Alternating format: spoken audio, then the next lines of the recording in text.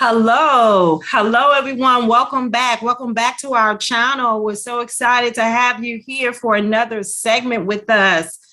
Do you believe in magic? Black girl magic, that is. I'm Dr. Tuesday Mahoney, a Black literacy author, as well as an HBCU educator, and I'm excited to serve as a corporate advisor for Black Girl Magic Museum. And of course, we're here with the visionary and the founder of Black Girl Magic Museum, Miss Dominque Hamilton. How are you today, Dominique? Good. How are you today, Dr. Tuesday? I'm doing excellent. So excited to have you today as we continue this amazing docu-series entitled Black Girl Magic, The Making of Magic. We know that you are opening up your third location in Arlington, Texas. So really quick, if you can just share with the audience, for those who maybe knew, what Black Girl Magic really is and who it's for.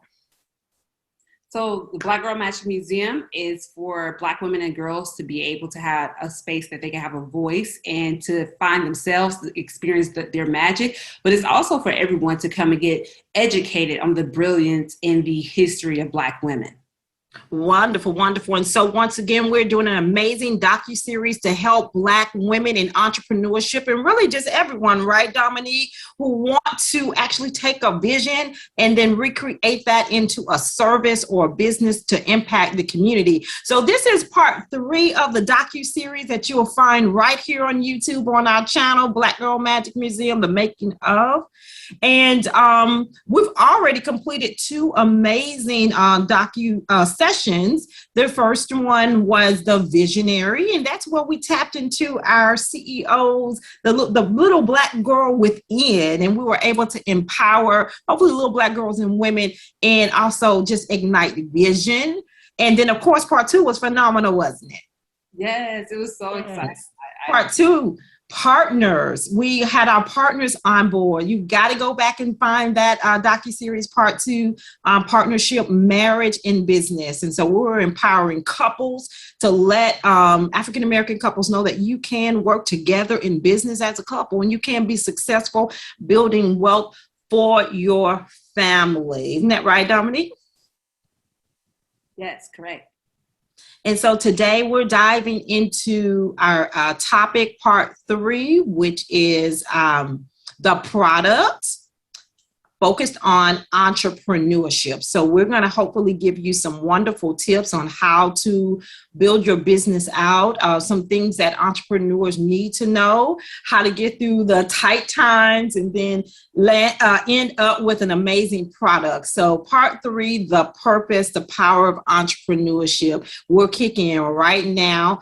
Dominique, I just wanted to share the root of entrepreneurs. So the word entrepreneur itself was rooted in the 13th century. It's a French term, and its meaning was to do something or to undertake. And so since 1852, the term has transitioned into more of a business term under the categories of business management. So entrepreneurship, that word has been around for a while. So we just want to let you all know that that's about you taking an idea into a business. And so I'm excited because I read an article that Smith did in Forbes, and it talked about entrepreneurial spirit, the spirit of the thing. And that's what we're going to cover today, because Black Girl Magic Museum is all about the spirit of Black women and girls. So entrepreneurship spirit is the attitude and the approach to thinking that actively seeks change rather than waiting to adapt to change. And so that reminded me of something that you said, Dominique, in one of our past episodes about adapting to change. You talked about the idea of the Black Girl Magic Museum started from the climate today, the racial climate, as well as when you were during quarantine, that you were able to think about what can you do. Can you talk a little bit about how you really developed the idea of Black Girl Magic Museum in the midst of racial calamity? Absolutely. So last year in 2020, I just want to rewind back a little bit. since 2017, when I stopped my nonprofit doing Desiring the Arts, I always wanted to find out how could I impact Black women and girls on a larger scale to be able to really pour those resources into them. And then when 2020 hit, I was on a political campaign in San Antonio, Texas, when we all had to go back home due to, you know, everything that was going on. And I really was just in my room and I was like, okay, God, how can I impact? How can I turn something? And then everything what happened with Tatiana Jefferson and then Breonna Taylor really just wanted me to shift and create something. I remember being on social media and kind of speaking out about how I felt and didn't feel safe to say how I really felt. And I wanted to create a space where Black women and girls could say, you know, if I don't, however I feel about an issue. And that's where Black Girl Magic Museum was really created, to create a playground, a space where Black women could come and just be themselves and, you know, and find that inner girl within them. Yes, wow, that is so powerful. And it just kind of really relates to even Sarah Phelps, who is the CEO of and founder of Flex Jobs. She stated that the entrepreneurship spirit is a way of approaching situations where you feel empowered, motivated, and having the capacity of taking things into your own hands. So that's so important. For those who want to be entrepreneurs, you do have to recognize that you're the one that has control over that particular business and that service, and you have that in your own hands. That's the difference between working for someone else and doing it for yourself. You're responsible for everything in the areas of business. So, Dominque, can you kind of speak on how important it is to really just be confident in the fact that you can take an idea and then what you need to have in order to feel like you can control your own destiny? Absolutely. So I feel like, for one, when you have an idea, I think that we all have ideas, and being able to do market research when you get this idea to see if there's a need, a space, and a niche for it, for one, and then transitioning into how can I make this idea, this passion, a business? What steps do I need to take to transform this ideal inside of my head to paper and then to reality? So, and that's one of the things that I did with Black Girl Magic Museum. I wrote down every step, every room that I envisioned in my head. I put it on paper, and then I went and started saying, what's the history behind it? Doing the research, finding different locations and making sure that there is a market. I would say, before you start your business, make sure there's a market for you to push into. Wow. So Dominque, we're really going to dive into this thing and make it clear and plain. What you just said about writing it down, it reminded me from a spiritual standpoint. I always have to bring in a spiritual standpoint, the scripture Habakkuk 2:2, when the Lord said, write the vision and make it plain on tablets so that one who reads it may run with it. So when you're developing a business, it definitely starts with a vision. So Dominque, I consider you an entrepreneurship expert, and you have a mighty gift in the spirit of entrepreneurship. Can we talk a little bit about where did you get that spirit and that motivation to be an entrepreneur versus tackling the traditional workforce? So can we go back a little bit and see what businesses that you actually implemented, even, from the high school years, if you did anything then? Can you talk a little bit about where you got it from? Absolutely. And, the saying, in the Black community is like, I get it from my mama. I definitely. That's right. My mom is a Black women. Yes, she's a baker, and she also cooks in our community in Mississippi too. Everyone just would come near and far for my mom to cook her gumbo or cook her, red beans and rice, and she would sell plates and sell food at the church and different. Yes, let's say her name so people will know this powerful Black woman in the community. Her name is Rosie Daniels, and she actually has a business called Rosie Sweet Treats. So wow, very great food, great sweets and stuff like that. And I remember moving from Biloxi, Mississippi to Georgia when Hurricane Katrina hit, and I started going to this church where these ladies taught me how to make jewelry. And I was like, oh, wow, this is amazing. And so I started making jewelry from learning from them, selling it at the church. And then my aunts, you know, the aunts always support everything you do. They started, it was like, wow, you're actually really good at this. We actually want to. And so that's where it really just took off. I realized that I love to talk. I love to impact. And that really spiraled, even with the jewelry business. We started that to raise money to go to Mozambique, Africa. And then a hurricane, something impacted them there, and we just sent the money there. And I realized that I love to do business that also make impact. And that transitioned over into adulthood. When I did my first internship at Walt Disney World, I saw someone who had a concept, that had an idea that's now the best place on earth, I believe. Yes. To have fun. And The little did greatest I place on know that I would create something, you know, try to create something similar. And so then I moved to Denver, Colorado, due to my husband being in the military. And I started working on a lot of campaigns where I was the lead. At which you met him at that. Yes, I met my husband. Place. Yes. Disney World. Yes, I met. So if you're looking for a husband, go to Walt Disney World. Just like, hey, and another thing, if you're looking for an amazing spouse that you can partner with, go ahead and start following your own vision. Go ahead, start following your own plan, and who God has for you. That person's going to be at Disney World waiting for you. They're going to be in that magical place, and they're going to find you. I just had to throw that in there. But you have to be working on you. And I love that you said that, because it's so funny. My mom always said, I never saw you married because you were such an entrepreneur. I was such a go-getter. And that's literally what I was doing. I was getting it at Disney World, working 13, 14 hours. I actually had an internship there where we had to learn also. And we were able to find each other there. And he knew from day one I had an entrepreneurship spirit. And that's what I wanted to do. I wanted to create jobs and opportunities for everyone, even at 19 years old. Yes, let's go back there too. Also, your decision to go to Disney World, to leave home and to take a chance, because I know that was a big chance, a big opportunity. You could have shied back, or, you know, of course, did not feel the confidence or follow what you felt in your gut to do it and stay complacent, and could have still been in Mississippi, you know, or you know, depending on where you were for Katrina. But why did you go to Disney World, and what did it take for you to get there? That's what I wanted to really talk about for a minute. Taking a chance.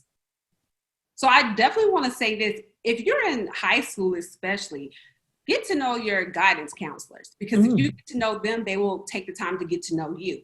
So in my senior year of school, I really just didn't know what I wanted to do. And my guidance counselor, little old lady, she was probably like 70 years old. She just loved me. I was always in the hall, always talking, always loved to help. And she came to me and she said, I know that you're thinking about going to college. You still can go to college with this option, but I think Disney will be great for you. You have a great personality. I was in the arts, and she said, I also know that you love business. I think you should try this option also to see where it takes you. And I would definitely say in the Black community, we never heard of going to Disney World before. Right, or internships, or, you know, and apprenticeships. Yes, and come to find out, this is something that other communities do all the time. I met people from Brazil. I met people from Africa, from Portugal, from all over that came to do this internship. And the great thing about this internship also is that inside of our apartment, they made sure everyone was from a different background, so that we were learning the history of their culture and getting to know everyone. So because when you go into the workforce, you have to learn to work with everyone. And so leaving home was very scary. I remember the day I told my mom and my stepdad, and they're like, oh no, you cannot do this. Because it was just a really scary feeling. And, you know, coming from a community that didn't have much, my mom wanted me to go straight into college.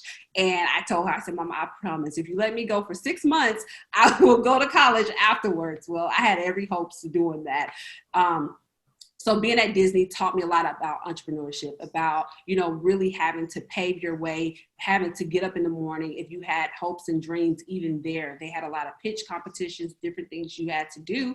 And if you wanted to make that happen, there was no one ringing an alarm. There was no one coming to knock at your door saying, hey, you have to make this happen. And also networking, because even in business, networking is so important. So you had a campus filled with thousands of people from all over the world.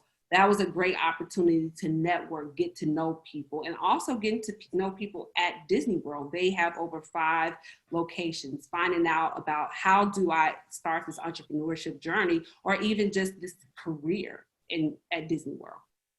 Wow. So basically, Dominque, to sum it all up, you took a chance on educating yourself and empowering yourself, and also connecting yourself with individuals who are like-minded or who have actually accomplished a thing in order to fulfill your entrepreneurship goal, which are additional tips that we're sharing today in this series, part 3, the purpose of making a Black girl magic. And we're talking about entrepreneurship to empower women and girls, and just anyone that wants to make a dream come true, any areas of business. Thank you so much for sharing that.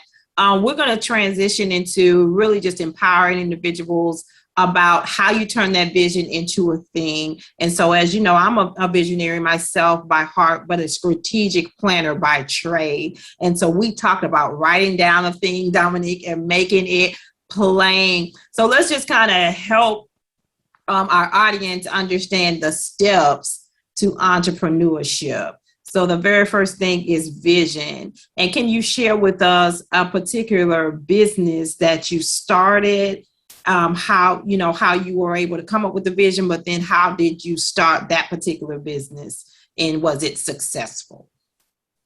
Yes, I love to talk about my subscription boxes. So with the subscription boxes, I saw once again there was a need. There was a need for a platform for girls to be able to express themselves.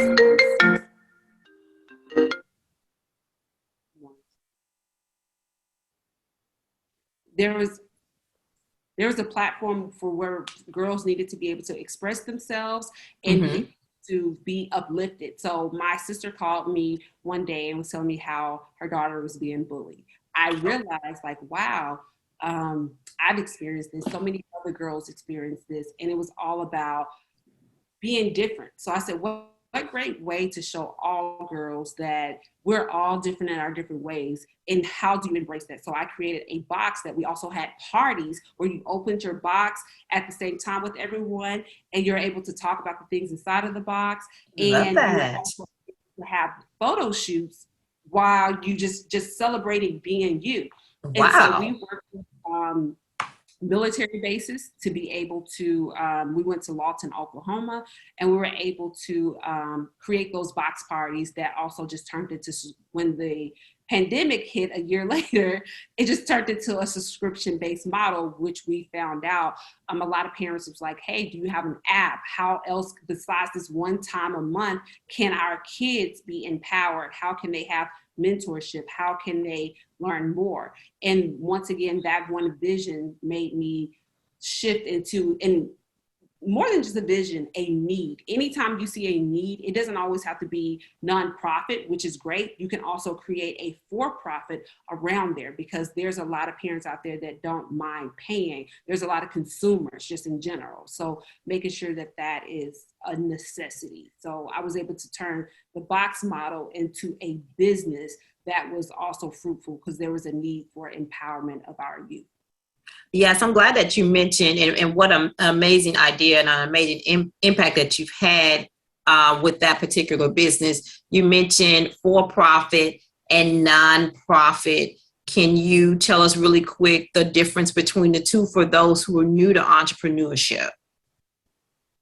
So in layman's term, a nonprofit is a cause-based, I would say it's more cause-based, it's business model, but you're not being paid. it's hard for me to explain it. So with a nonprofit, you're not really being paid for your services. You get grants, you get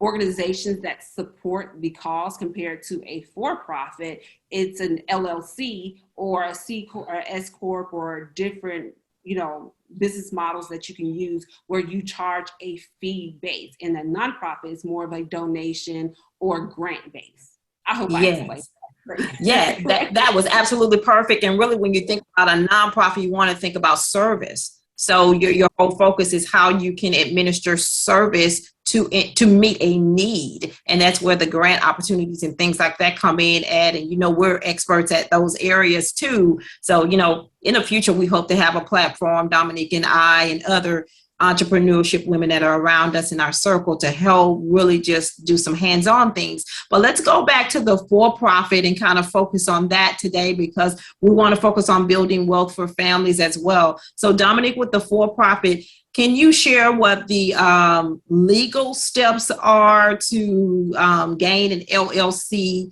I know you're in the state of Texas, so could you just kind of touch on how one can get an LLC or become a C Corp or for-profit business? Yes, so I would definitely say a couple of these are going to be across the board. Before you start your business, you have to obtain an LLC. So that's through the Secretary of State. Depending on your state, that would, the fee, it will be a sliding scale with the fee, just depending on your state. So going to your Secretary of State, searching first off to make sure no one else has that business name. Yes, that name is critical. And then I would also like to take a step back. Before you buy that business name that you see is free, you go and make sure no one has that domain name for your website, because somebody can own the LLC and somebody can own the domain. And didn't think about that. Really, really sticky and tricky. So, and then if you know that this is a business that you want to be in long term, before you once again purchase anything, I would definitely say go and get that, see if the trademark is available, because you can also, once again, start a business and somebody has the trademark, someone has the LLC, someone has the domain, and somebody else even has the EIN. So search an EIN, your domain, your LLC, and your trademark. And I do want to say, I'm not a legal professional, but what I've been finding out is that your trademark kind of trumps everything. When people purchase their trademark, they kind of can shut down, but we'll get there in a little bit. But yes, so searching the Secretary of State, obtaining that LLC, going to obtain your domain name, which a lot of times you can search GoDaddy or just domain.com to find your domain. Sometimes it doesn't even cost you more than $50 for 2 years, and sometimes for 1 year it costs about $30 to get your domain name. And nowadays, you also need to search Instagram and Facebook too. Yes. All of that is gonna come into one. And so once you search all of those, you start buying your LLC, then you get your EIN, you buy your domain, and then once you have all of that, I definitely would recommend you getting your trademark for your name and figuring out if you want to sell shirts, because with your trademark, it's so many different fields that you got to cover for your trademark. So.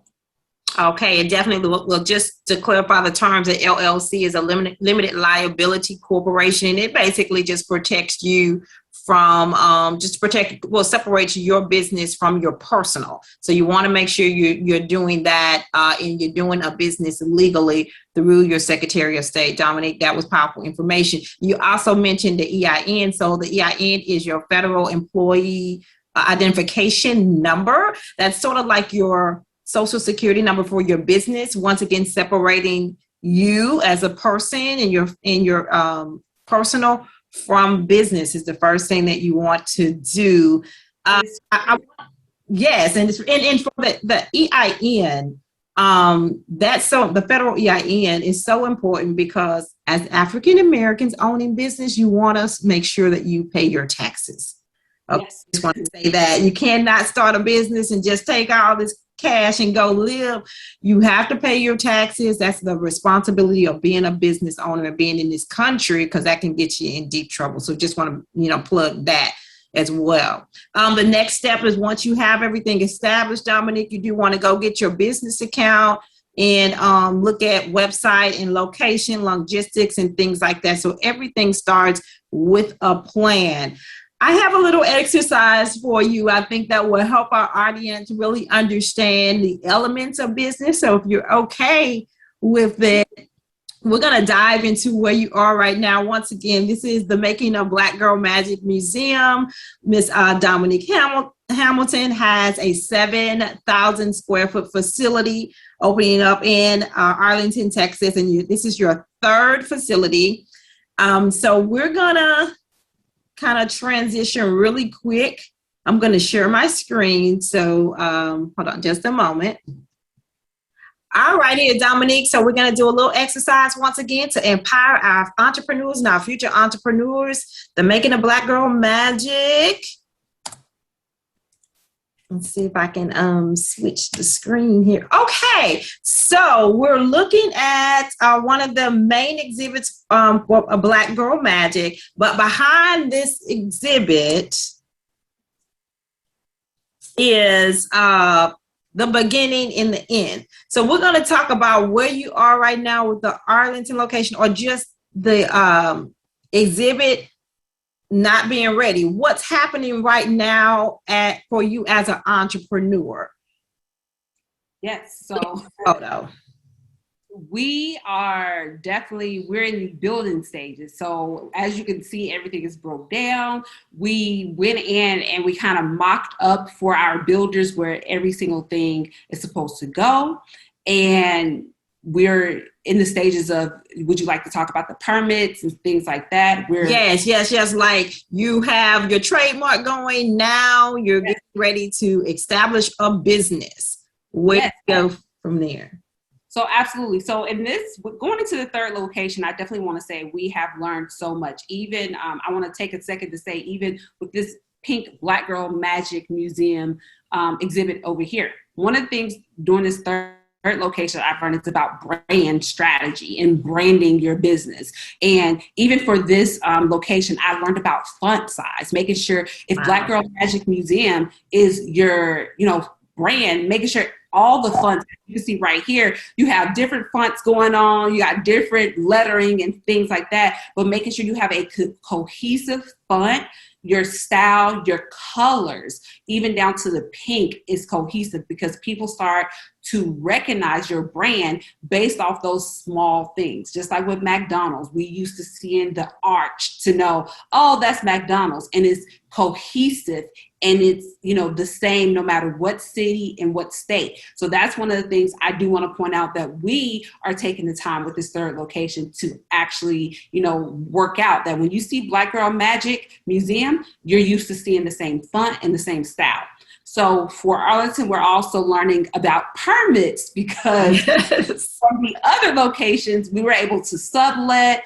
We were able to do different things that didn't require a lot of permitting and getting inspectors in and things like that. So when you start a business, I would definitely say, if you're not sure on how the business is going to scale, it's great to sublet. It's great to kind of get a short-term lease, but going into your long-term lease with that longevity, making sure that when you find a location, you scout out the location, the incentives through the city that they will offer your business. If you come into the city, they will sometimes help pay for your sign that goes outside. They will help with outside the interior of outside of the building, things that even when you leave that they will benefit from. And you can find out more about grants and different things that the city have, and then also contacting your city officials to make sure that they know that you're coming, the things to do in Arlington, the things to do in your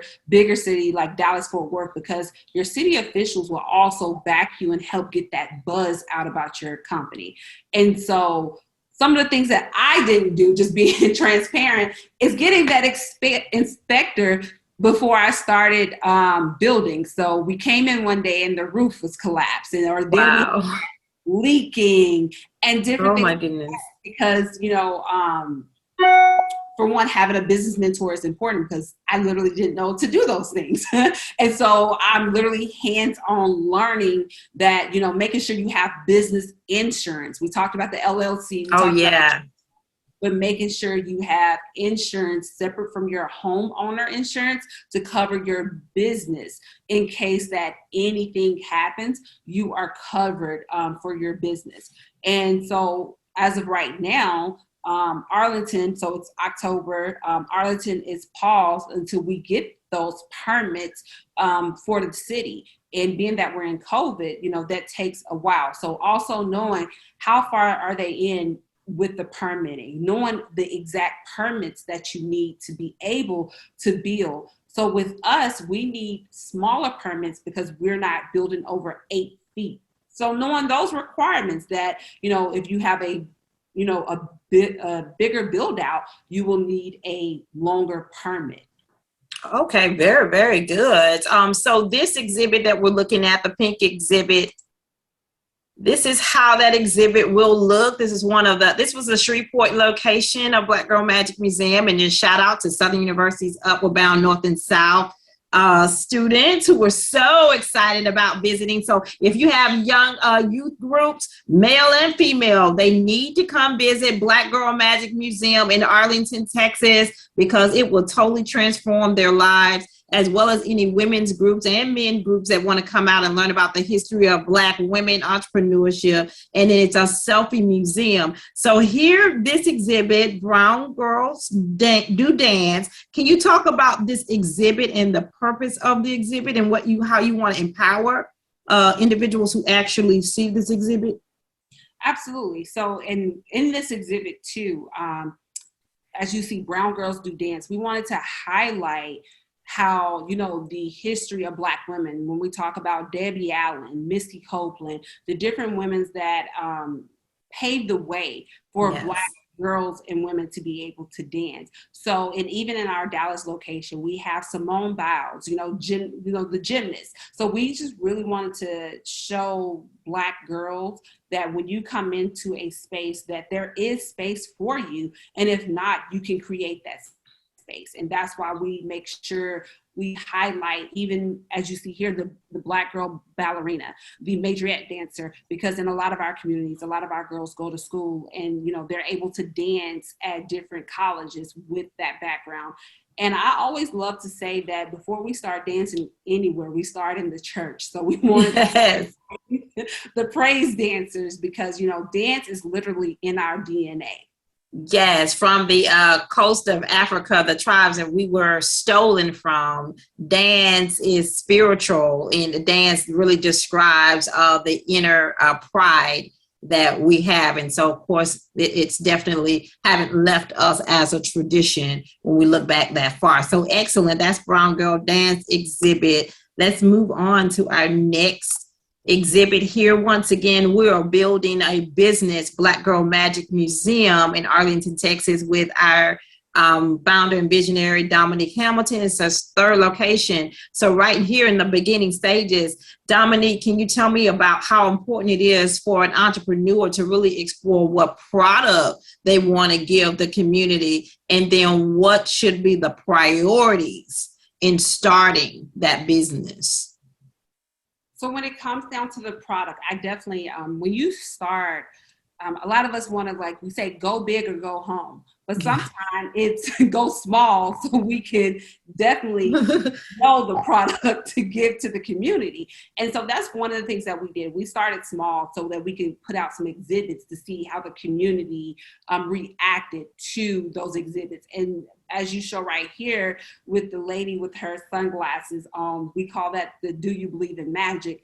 When we put those up, I remember the kids coming in and oh my God, those are LOL dolls. And we're like, no, it's Black Girl Magic. And showing that representation, to see the smiles on people's face, on everyone's face, we knew that was an impactful product. So our next step, anytime, you start a business, you say, how can I better this product?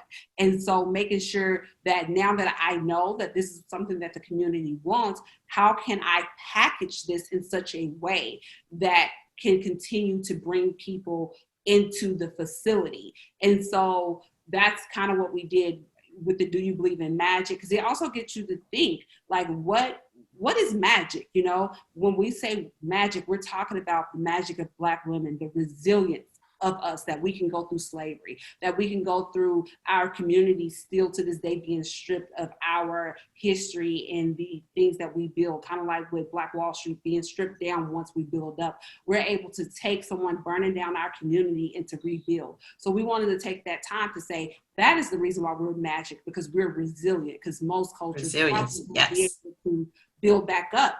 And then, of course, I always say James Brown said it best, say it loud, I'm Black and I'm proud. Yes. And, you know, just being caught up in the Atlantic slave trade and being brought over in chains, our ancestors, and then landing in a country where they were stripped of their identity and their freedom and were instantly chattel for the slave trade industry. Resilience is definitely the foundation of the African American community. We're talking entrepreneurship for everyone here today. So Dominique, I definitely want to kind of get our audience to understand business in regards of logistics and location. I know that you've had 3 locations already. Can you talk about that? And can you kind of tell us what some pros and cons were with starting and shutting down those locations really quick? While you're doing that, I'm going to show the final results. This is your Shreveport location here. Once again, this is my daughter. Shout out to Kyra and Aaron. They love the Black Girl Magic Museum. They walked in one way and they left out smiling and confident. Thank you so much. It was so impactful. So once again, if you have a girls group, you're listening, we want to get them into Black Girls Magic Museum. So let's talk about logistics, location, and what you experienced with transition. I would definitely say when you start a business, goes back to what Dr. Tuesday was saying with make a vision, make the vision, write the vision, make it plain, stick to the vision unless God pivot. We started in the Dallas-Fort Worth area, and even with starting here, we wanted to do more of the southern region of Dallas due to, we did our market research. We saw that's where more of market research. We saw that that's where a lot of our demographic that we wanted to target were housed. So we decided that that's where we were going to go. But while we were doing that, we realized, oh, you can't just pop in somewhere. You have to, you know, most places want you to be there 3 to 5 years.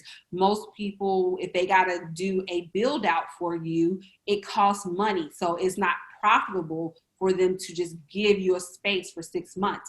So that's why we decided to sublet, because we wanted to try the market out. So those are some of the logistics that we definitely looked into when we decided on our Mesquite location. When we decided on our Mesquite location, we realized that this was not in our market whatsoever. So we knew that we would have to spend more of our marketing dollars with online advertisement. We knew that that would be the way to push this brand, is making sure we did a lot of market online advertisement, and we knew we needed a publicist. So if you really believe in your brand, that's another thing that I would definitely advise. A publicist can push your brand forward quicker than you can yourself. They can bring more awareness to what you're doing. They can push it to magazines. They can push it to media. And you can definitely do that yourself. But a lot of times when you're starting a business, you don't have the bandwidth to be able to set up, create pricings, advertise, hire, train, and do everything else. So definitely knowing to outsource. So our second location was Shreveport, Louisiana. And that location kind of dropped in our laps. We were referred by someone to say, hey, you should come to Shreveport, Louisiana. They have a HBCU there. They have a great population of your demographic, which was Black women. And I would just be very honest. I didn't do my market research. I was just like, oh, that sounds like a great idea. Let me go. And I definitely, just being transparent, In business, you make some bad decisions, and you learn to bounce back, and it's okay. In business, you're going to make decisions that don't work out the way that you plan, but you also look at the good that comes out of it. That was another location we were able to come in and build, work out our logistics, learn different markets, because sometimes when you go into secondary markets, social media is not the way that a lot of secondary markets or even smaller markets find out about news. You got to get grassroots. You got to have flyers. You got to go and talk to the community leaders, the churches. It's not the same way that you would do a Dallas or a Houston or Atlanta. You got to get creative. You got to focus on community. And that is one of the things that made me realize that, okay, before you go into markets, how are you going to really go into the market? Because we did the media, we did the different things like that. But one of the things we left out of our list is the one true thing that keeps your business in place is grassroots marketing. Finding out who the key players are in each city before you even land. If I can tell anyone else about anything in business, it's definitely knowing your market and knowing who the who's who is in your market.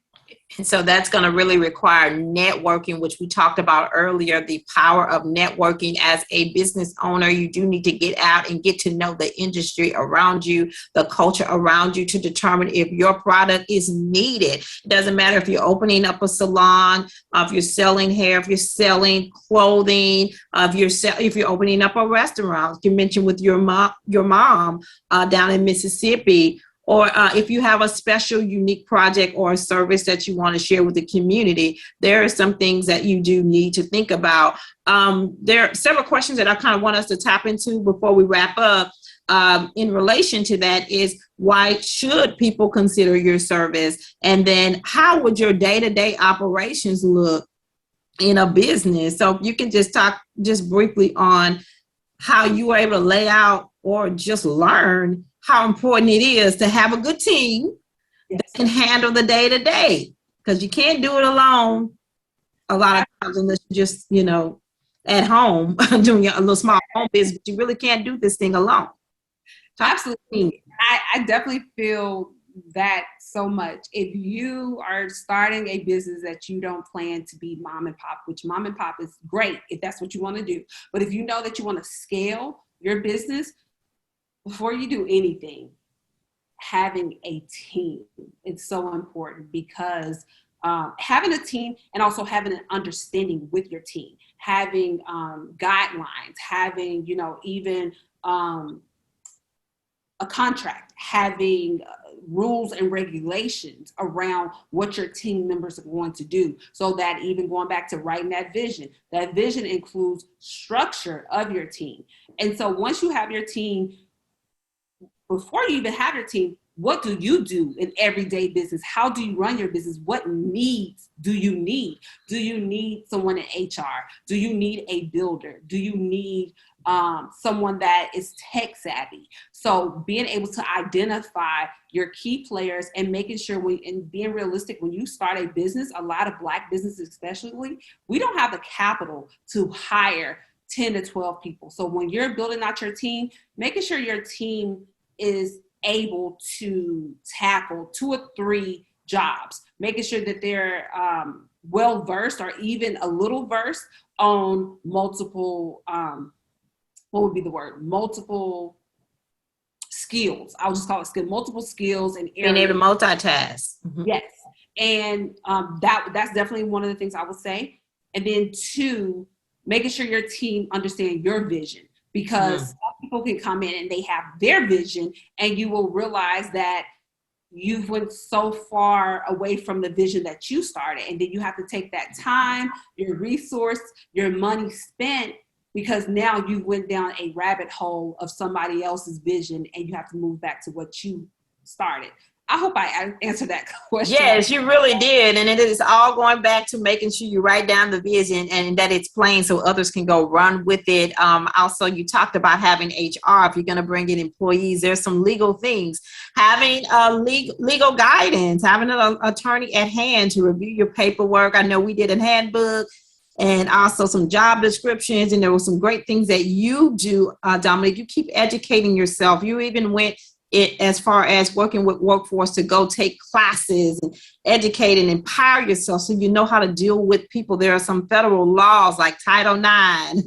I'm the expert at Title IX that are important, and ADA when you're bringing in employees to work with you. So you can't just go grab your family members and friends and not protect them in business, because then you'll leave yourself unprotected if you don't do that. So we're going to close this segment out with unforeseen emergencies, in having a budget, and then how do you deal with unforeseen emergencies? And then can you tell us about, do you believe in magic, the exhibit that's up right here, what that meaning for that exhibit is all about?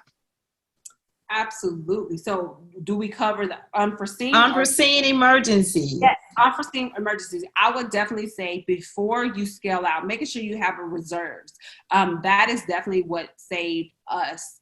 With us opening up in Dallas, Fort Worth, we were able to build up a reserves so that in case anything happened, we were able to cover those expenses. In case when you scale, you go into a city and it don't go the way that the first city went, you have those funds in your reserves to cover your staff, because you can't tell your staff you're just not going to pay them. Right. You can cover. Got to pay folks. Yeah, you have to pay them. And then also, one of the things I did want to talk about too is making sure the contractor versus employee. You know, if you have a short-term exhibit compared to a long-term exhibit. So also putting things in place in case emergencies come up. Who can someone else call if you're not available? Or just being able to pivot, being able to tell your market. So one of the things that I learned, never tell someone your open date unless it's already built out, it's already scaled, because you do not have control. Once you have a brick and mortar, you don't have control on if pipes burst. You don't have control on if COVID-19 and the fact that you can't go outside. Exactly. Business is off. Exactly. You don't have control, even if you get COVID-19. So it's best to say, what I always go by is coming soon. And then as you get closer to your date, say an opening in whatever season. So if that's the summer, the fall, the spring, and then as soon as the whole building is built up, everything is in place, you pick that month, and then you can say opening in January, and then being able to push out towards that. And lastly, I definitely want to say, if anything unforeseen come up, it's business, it's life. Things are going to happen, just like in your life. Being able to bounce back, being able to say things did not go as planned. However, I wrote that vision and I made it plain. And I know if God gave me a vision, he's going to make provision for anything. Whoa, you said that. Yes. And knowing that you still got to keep the track, you still got to keep pushing forward, because for me with Black Girl Magic Museum, one of the things that so many people tell me is so many people's destinies lies within my hand with my company. We're very unique in the sense that we are a for-profit company, but we tether the lines of a nonprofit as far as being a service. Helping with a cause. We're empowering the community so that sometimes when unforeseen things happen, you still got to push forward. Okay, excellent. And so tell us a little bit about the our exhibit. Let me see which one we were going to do. Do you believe in magic? Tell us about that, your box. Oh, the Black Girl Magic boxes. Yes, so I love, and everyone loves the Black Girl Magic boxes. It's so funny because I get people all the time saying, oh my God, I'm in Atlanta, I'm in Minnesota, and I see your box online. And so one of the things why we wanted to create that with Black Girl Magic Museum, we talk about representation.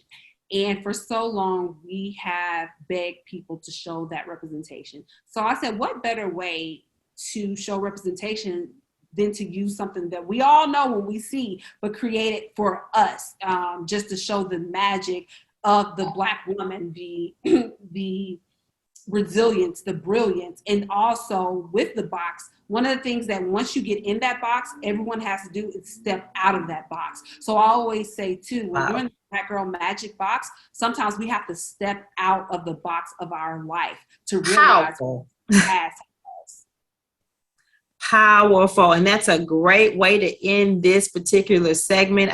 Once again, our docuseries on the making of Black Girl Magic Museum, Arlington, Texas, is as Black women in entrepreneurship. And girls, you just have to step outside the box and go for it. Go for your dreams to ensure that they do come to pass, because you never know how that idea will impact our community. Dominque, I really appreciate you sharing today all of your secrets and then all of definitely your empowerment moments in getting us prepared for the entrepreneurship spirit. We thank you so much. This has been part 3, The Purpose, the Power of Entrepreneurship. So we want you to go back and watch part 1 and 2, The Visionary and the Partners of the Black Girl Magic Museum series. And then we're coming with more. We're coming with some of your partners that you're partnering with, some of your programming that you're going to have available, and how those things could be brought to pass, and how, once again, you will impact the community.